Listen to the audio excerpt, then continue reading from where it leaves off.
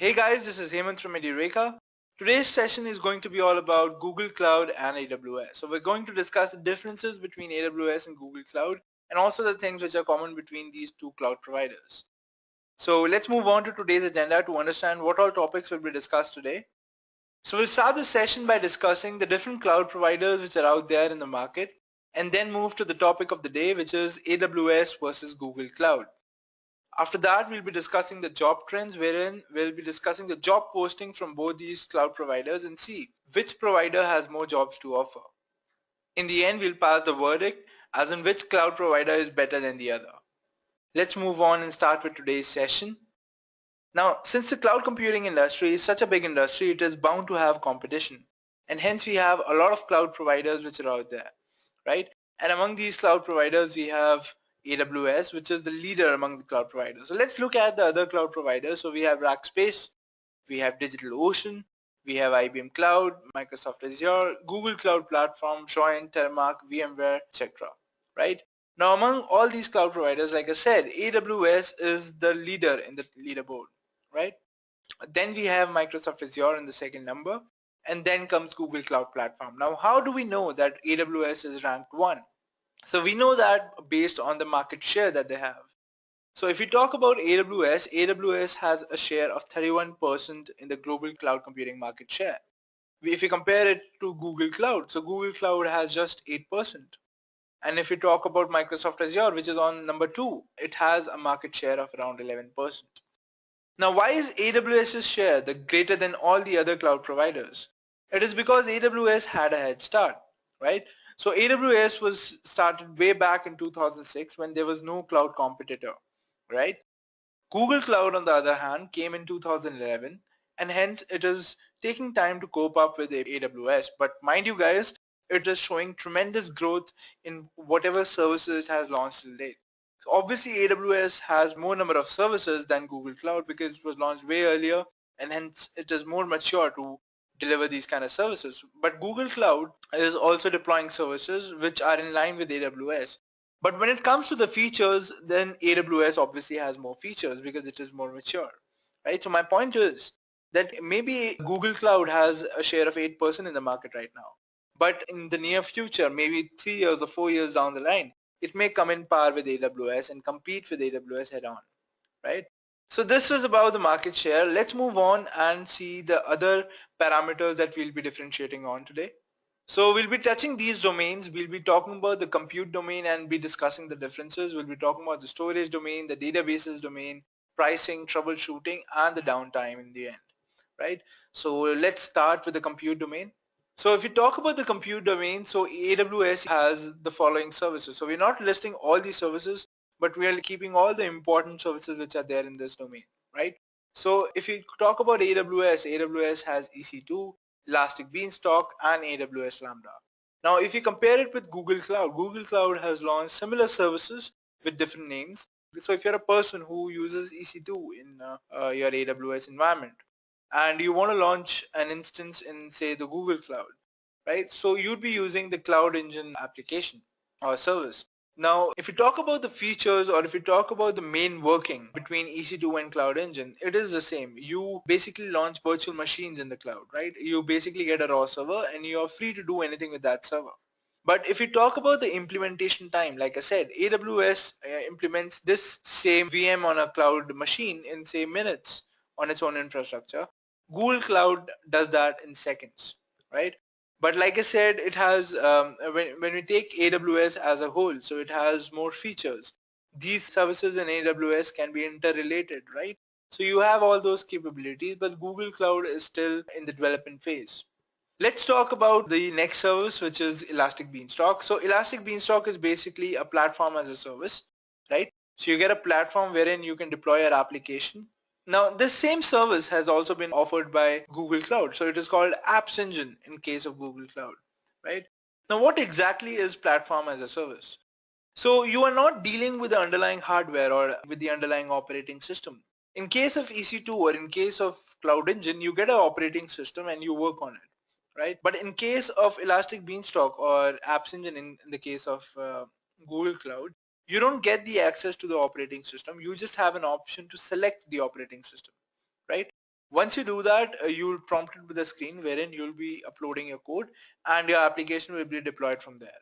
All right? You don't have to deal with the operating system, and that is what platform as a service is.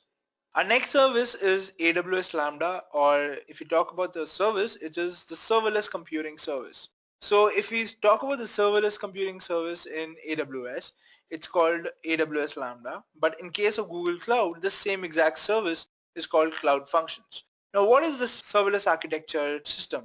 So in this architecture, basically you just upload your code and this code will be deployed onto servers. You don't have to choose which operating system you want to deploy or what configuration of server you want.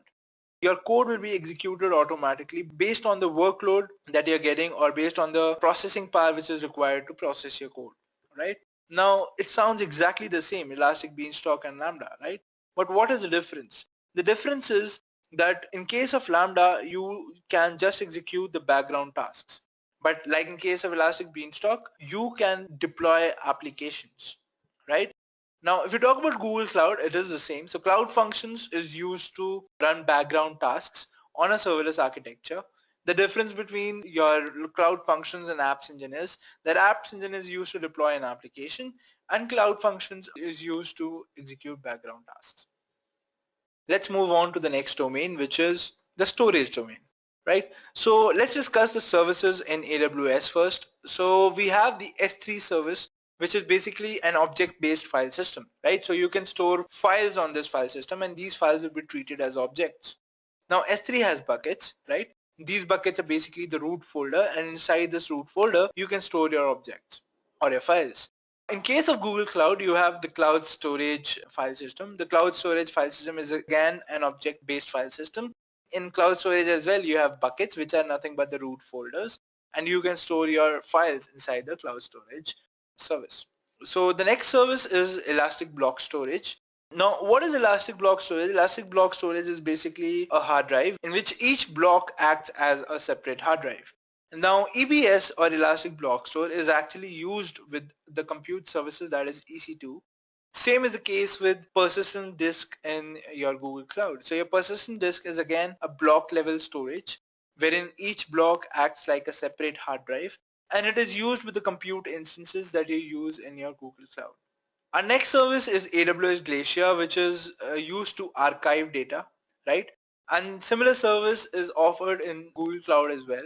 That service is cloud storage, but under cloud storage, you have three storage classes. So let's discuss these storage classes. So there are basically four storage classes. You have multi-regional storage, you have regional storage, you have nearline storage, and you have cold line storage. So basically there are four storage classes. Now, cold line storage is the cheapest storage. Then comes nearline storage, which is a little expensive than cold line. Then you have regional storage, which is a little more expensive than nearline. And then you have multi-regional storage, which is the most expensive of the lot. Now the difference between all these storage classes is the availability, right? If you talk about multi-regional storage in case of Google Cloud, so it is 99.95% available. If we talk about regional storage, it is only 99.9% available. If we talk about nearline storage, it is 99% available, and cold line storage is 99% available, but it has the lowest cost among all of them. Now you would ask me, what is the difference between cold line storage and nearline storage, right? So the last two storage lines or the last two storage classes are different because they give different access time. So if you want to retrieve a file, so you can retrieve that file better in nearline storage or more faster in nearline storage than the cold line storage, which is the least expensive of the lot. Alright guys, so this brings us to our end of the storage classes. Next is the databases domain, under which we have the following services. So our first service is RDS. So we'll be comparing the service RDS with the SQL database, right? So RDS is a relational database service. It's a service that manages your database, all right?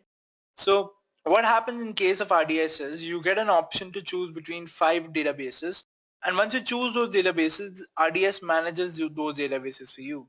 So basically you can scale, you can take backups, you can frequently patch everything. So your security patches, your everything is done by RDS automatically, right? Now the service which is similar in case of Google Cloud is called the SQL database, but the only difference between RDS and the SQL databases, that in case of SQL database, you don't have the option of choosing another database. You just have the option of using MySQL, right? So in case of RDS, you had 5 databases, right? You had PostgreSQL, you had SQL, you had Microsoft SQL, you had MySQL, you had Oracle, right? But in case of your SQL database, you don't have that option. In case of SQL database, you can only use the MySQL service or the MySQL database. Our next service is the Redshift service or the BigQuery service in case of Google Cloud. It is basically a data warehouse which is used for data analytics, and you can feed in data from your databases which are existing in your Google Cloud, which in case of Google Cloud Platform could be SQL database or Cloud Bigtable, or in case of AWS could be RDS and DynamoDB, right? So Redshift can take data from RDS and DynamoDB, and BigQuery can take data from SQL database and Cloud Bigtable. So it's a data analytics tool. Our next service is used for the NoSQL databases, right? So in case of AWS, it is called DynamoDB, and in case of Google Cloud Platform, it is called Cloud Bigtable. So over here, it is again a managed service. It manages your databases for you, and this service is used for managing your NoSQL database. Our next domain is the pricing domain. So let's see what all, so in this domain we'll be discussing the pricing differences between AWS and the Google Cloud, right? So let's start off with reserved instances in AWS first. So what are reserved instances? So basically you get logged on to AWS for a 1 year or 3 year term. And if you do that, if you select your configuration and you make an agreement with the company that you'll be using it for 1 year or a 3 year term, you get discounts up to 70%. If you compare it with a service, if you look for a service which is similar in case of Google Cloud, it will be committed use, right? It was recently announced on 9th of March by Google that it's a new payment option for using the Cloud Engine service. So what happens in committed uses, again like AWS, you get in a contract with Google for a 1 year or 3 year term, and you can save up to 57%. But the kind of pricing options that Google has, now comparing it with AWS, it was found that Google's pricing is much better than AWS. So if you compare AWS and Google Cloud, the pricing options, the kind of pricing that Google offers, if you go for a reserved instance kind of thing, wherein you have to reserve your computers or reserve your configuration for a 1 year or 3 year term, you get better returns in Google's environment than in AWS's, right? Now, where did I find this? I found this on RightScale. You can check for yourself as well. And then the other difference is that in case of your Google, you are actually buying in bulk memory and storage, right? You don't have to specify how many servers you need. You don't have to specify what configuration of servers you need. You just have to specify how much memory and how much storage you need, right? Once you purchase your memory and storage, you can divide these memory and storage among as many servers as you want in Google, right? So this is a good or this is a better plan from Google when you compare it for the AWS, and otherwise as well. You're getting better returns in terms of pricing when you use your committed use discounts in case of Google, right? A next option of pricing is your billing. How are you billed in AWS and how you billed in Google? So you're billed according to the hour in AWS, that you're charged per hour in AWS. But if you compare it with Google, so Google has a pricing option which is a per minute billing, all right? So you're billed according to the minute usage in case of Google Cloud. So in case of Google Cloud, you have a minimum usage of 10 minutes, but post 10 minutes, you get charged for the minute. And when you compare it with AWS, so if you have a server which you're maybe like terminating in 5.5 hours, so you'll be charged for 6 hours, you'll be charged for those extra 30 minutes. But if you take the case in Google Cloud, if you use your instance for 5.5 hours, you'll be charged for 5.5 hours, right? So that kind of flexibility is more in your Google Cloud's pricing than in AWS. So if you talk about this domain, the pricing domain, Google has an upper hand than AWS in this. Let's move on to our next domain. So our next domain is the troubleshooting and monitoring domain. So let's see what services are being offered over here. So our first service is the CloudTrail service from AWS, which helps you log your API calls. So once you log your API calls, those calls can actually be traced, and if there's an error in your application, that error can be traced by looking at the log at that specific instance. So that error can be traced by going to the event where it occurred, right? So you have logs according to each and every event. So at the event where the error occurred, you can go to that event and see what error caused the problem. So that is logging is useful.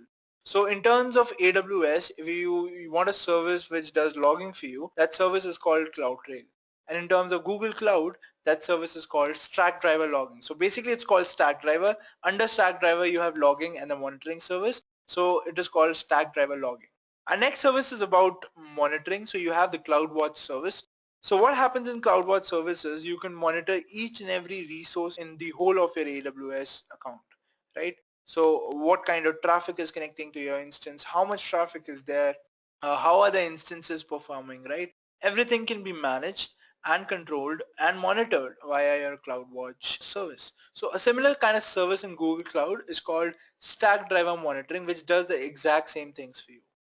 Our next domain talks about the downtime that each of the cloud provider faces, right? So in case of AWS, in 2015, it had a downtime of 2 hours and 30 minutes, right? If you compare it with Google Cloud, so the amount of downtime that Google Cloud faced was 11 hours and 34 minutes, which is huge, guys, when you compare it with AWS.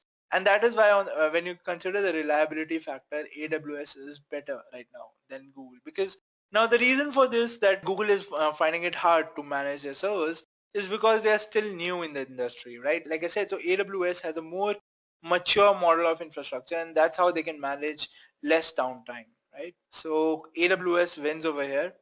Okay guys, so we are done with the comparison between domains. Let's move on to the job trends now. So if we talk about the job trends, so the blue line shows us the job trends for the Google Solution Architect, and the orange line shows us the job trends for the AWS Solution Architect role. So as you can see, there has been a rise for the jobs in AWS. Comparing it with Google, it is still rising, right? Because it's a new service, it's a new cloud provider. So it will take time to rise, but then it will rise in some time. But if you talk about the current scene, AWS has a lot more jobs than your Google Cloud. But that does not mean that Google Cloud does not have the potential, right? It can really happen that in the next 1 year, Google Cloud reaches to the level of AWS, because with the kind of growth and the kind of services that Google Cloud is offering right now, it is actually going to that way. We'll talk about the user experiences. So people use AWS more because you have wide variety of services in case of AWS, and these services can be interrelated as well. But when you talk about Google Cloud, their services are still in the development phase, right? But whatever services that they have launched till date are awesome. Like if they are not even at par with AWS, they are better in some cases. Like I told you the example for Cloud Engine, which is compared with the EC2 service for AWS. So AWS takes around 3 or 4 minutes to launch an instance, but Cloud Engine does that in seconds. It does that in a snap, right? So it's better than AWS in that case. But it'll take time, right? But if we talk about other services, some services are better in case of AWS than Google Cloud, and some services are better for Google Cloud if you compare it with AWS. So there's no clear winner over here. And if you talk about job trends, guys, so obviously since AWS has more market share, it has more jobs right now. But tomorrow, if Google Cloud's market share rises, now there is no guarantee. There is no yes or no for a cloud provider. Google Cloud is the thing right now. Google Cloud is rising, but people are still on AWS because first of all, more mature model of infrastructure, less of downtime, and there's a thing called trust. Since AWS has been there since 2016, it's been 11 years it's been there in this industry. Google is still new. People are skeptical about Google, and hence they are not moving on to the Google platform. So this was about the job trends. So who wins? So like I said, nobody is a winner here. AWS and Google Cloud are winners in their own right. AWS, since it was launched before, has more services to offer, has a more mature model of infrastructure, hence less of downtime, and yet it is still growing every year, right? And Google Cloud Platform, on the other hand, is a new player in the market, It offers excellent services. Some services are even better than AWS, but some, like I said, are better than AWS. And then it has better pricing than AWS. But then I think as and when Google Cloud will grow, it'll have to move on from its pricing, because AWS has to manage a lot, and hence the higher pricing, because it has more features, like I said. So Google Cloud doesn't have that many features as of yet, but it will, like I said, in the near future, because that is how it is growing. So if you were to discuss between AWS and Google Cloud Platform, AWS is a winner as of now, the present time. So if you ask me which cloud provider or which certification to do today, I'll tell you you should do it for AWS. And I'll be biased against AWS because AWS is what I work in, right? So I would prefer AWS anytime. But for you guys who are getting into the cloud industry, it is important to understand that each cloud provider has its own benefits, and you should give the benefit of doubt to Google Cloud Provider as well, because it is new in the market, right? It will take time. But then if you talk about your career, AWS is not going to come down, first of all, because AWS has been growing and will continue to grow, right? Providers like Google and Azure will try to catch on, and it is better to know these cloud providers as well, because if I'm a company and I'm using AWS, right, and tomorrow if I want a backup service to be there as well, because if the whole of AWS goes down, there has to be a backup, right? So if I want a backup, maybe I'll do that on Azure, or maybe I'll do that on Google Cloud. So it depends. And for you guys, it is important to know the other cloud competitors as well, because you are learning AWS as of now. But if you, in the near future, like I said, there is no guarantee, maybe Google Cloud will surpass AWS, right? So you should know about Google as well. So that is the point. So who wins? AWS and Google Cloud Platform are both competitors. They are growing, and it depends on your usage, as in what cloud provider you will choose. So now let's move on and launch instances in AWS and Google Cloud Platform and see what are the difference between the two environments. So this is the AWS dashboard, guys. So we'll be launching an EC2 instance in AWS, and similarly we'll be launching a VM instance in Google Cloud Platform. So first let's launch an EC2 instance in AWS, and we'll click on launch instance, and let's launch an Ubuntu instance. So we'll be selecting a T2.micro instance, which is under the free tier. We'll click on next. We'll leave everything at default and straight away click on review. Once we'll come here, we'll click on launch, and it'll ask us to choose an key pair. So let's do that. Let's create a new key pair and name it as Edureka -demo 1, right? Let's download the key pair. Alright, so I've downloaded the key pair. I'll launch this instance now. Alright, so my instance is now launching. It may take some time, so let us go back to the EC2 dashboard and see the status. So as you can see, I have 3 running instances now. Before I had 2, so that means my instance is now initializing. So this is my new instance, which is still in the initialization phase. So while it is running, let me give you a quick comparison between both the environments. So this is how your Google Cloud Platform dashboard looks like, right? Now to launch a compute instance, you'll click on product and services, and you'll go under the compute engine menu. Once you reach here, you'll have this kind of dialog box. You have to click on create, and you'll be prompted with this screen, right? So this is where you name your instance, and this is the place where you'll be choosing your operating system.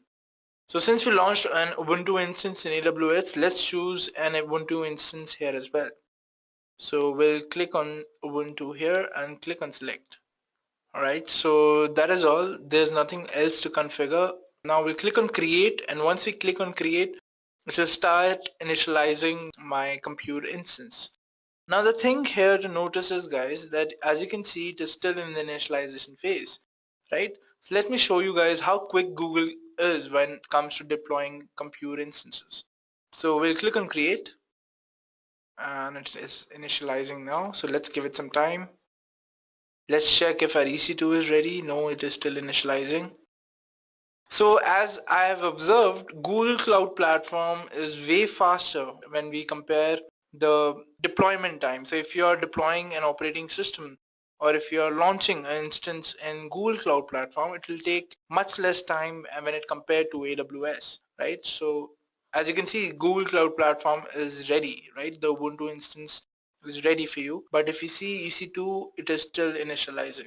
It takes under 1 minute to launch an instance in Google Cloud Platform, wherein we talk about EC2, it takes around 2 to 3 minutes to launch an operating system. Having said that, what are the other differences when you compare the Google Cloud Platform and AWS is that the way you connect, right? So to connect to an Ubuntu instance in AWS, you actually have to connect through the PuTTY software, right? So you have to SSH your way into the Ubuntu instance.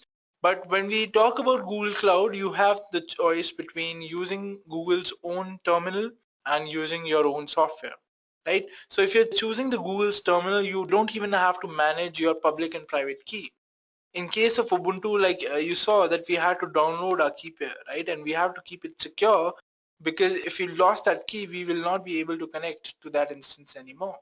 But when we talk about Google Cloud, we have a more sophisticated way to get our way into this instance. So let me show you. So yes, my EC2 instance is launched as well. But then let me first connect to my Google Cloud Platform instance and show you how you can connect to it, right? So we'll click on SSH. And guys, this is it. You get a custom command line in the browser itself, and your account already has the private key, and it auto submits your key and connects you to your instance. Cool, right? So no need of anything. This is, you have successfully logged into your Google Cloud's Ubuntu instance. Right now you can use your commands the way you want to. You can do sudo su and get the super user access. You can type in ls and then it will list all the files which are there in your file system, right? So this is how you connect to a Google Cloud Platform instance. Now, if you want to use your own software, maybe because of some reason, if you want to manage your keys manually, Google has given you an option for that as well. So in that case, what will you be doing is you will have to create your own public private key pair, right? Now let me close this terminal and show you how you can do that. So you will need a software called PuTTyGen for that. So let me launch the PuTTyGen software. Now over here, this is the PuTTyGen software, guys. Now over here, you have to create the public private key pair, right? So you click on generate, you'll drag the mouse here for randomness, and then your key will be created, right? So this is the code to your public key. Now where will you enter this? You actually have to replace the Google's original key and type in this key. You can connect to it. Now for that you have to go back to your Google Cloud dashboard and go to metadata under compute instance. So here you have the metadata option. You'll click on metadata, and over here you'll have the option for SSH keys. You'll click on SSH keys, and here you go. So you have these many keys right now. Now for the key that you want to add, you will select one key that you're sure is not in use and then click on edit, right? So you'll click on that key, remove that key, and then go back to your PuTTyGen and copy everything. Now before copying, you actually have to replace this option, that is the key comment option, with your username. So in my case, my username is HeymanCHT94. So username is basically your Google username, right? So this is my Google username. So I have entered that in key comment. So once I've entered it, now I will select everything from here. I'll copy this and paste it here. Once I've done that, I'll click on save. Alright, so my key has now been saved. Now I'll go back to my VM instances, and now I'll try to connect this instance through the PuTTy software. Now I'll click on save private key, and it'll ask me whether I want to save it without a password, so I'll click on yes. It'll ask me the name for my key, so let's give it the name as Google-Edureka and click on save, right? So my PPK file or my private file has now been saved. So I launch the putty software and then I'll copy the IP address from here, paste it into this dialog box, click on SSH, click on authentication. Now over here you have to browse to your private key. So my private key is on desktop and it's called Google Edureka. So I'll click on open, click on open again. So you'll get this warning, just click on yes. Now it'll ask you login, as in you have to enter the username for your operating system. So the username is same as that of your Google ID, which is HemantCH394. Enter that, hit enter, and there you go. So now you are connected to your Ubuntu instance through your own putty software and using the keys which you have given to your Google Cloud.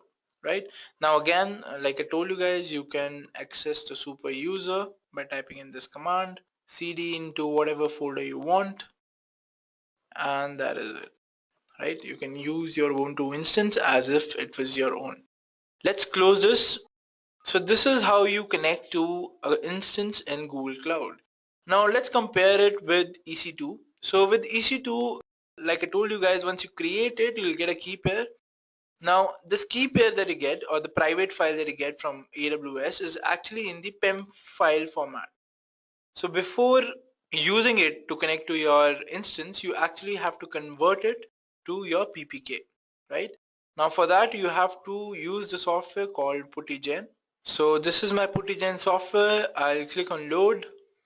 I'll go to downloads. I'll select all files from here. And now my key or my PEM file is called Edureka demo. Here it is, Edureka demo 1.pem. I'll click on open. So it will say that it has successfully imported the foreign key. Click on OK. And now save the private key. Click yes. Save it on desktop. Let me name it as Edureka-demo1 only, right? So I'll click on save. Now as you can see, it will save it in the format PPK. Click on save. Now my key has now been successfully saved. Now I'll have to launch the putty software. This is my putty software. Let me copy the IP address from my Ubuntu instance. So you select your Ubuntu instance. This is your IP address. Copy the IP address, feed it here in your putty software. Go to SSH, click on authentication. Same procedure, guys. Click on browse and then go to your key, which is Edureka demo 1. Click on open. Open again. Click on yes. Now it will again ask you for the username. Now in case of EC2 instances in AWS, for the Ubuntu operating system, the username is by default called Ubuntu, right? You'll enter Ubuntu and hit enter. And as you can see, you have successfully connected to your Ubuntu instance. Now, like I told you guys, you can use the super user as you want. So we'll enter sudo su, right? And then cd into whatever folder you want.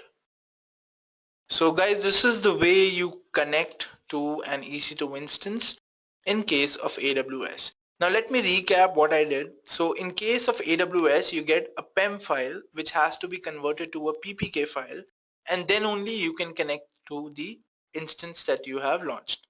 Right? In case of Google Cloud, you don't get a key pair in the first place. You can automatically connect through the SSH connection that Google provides you in its own browser window.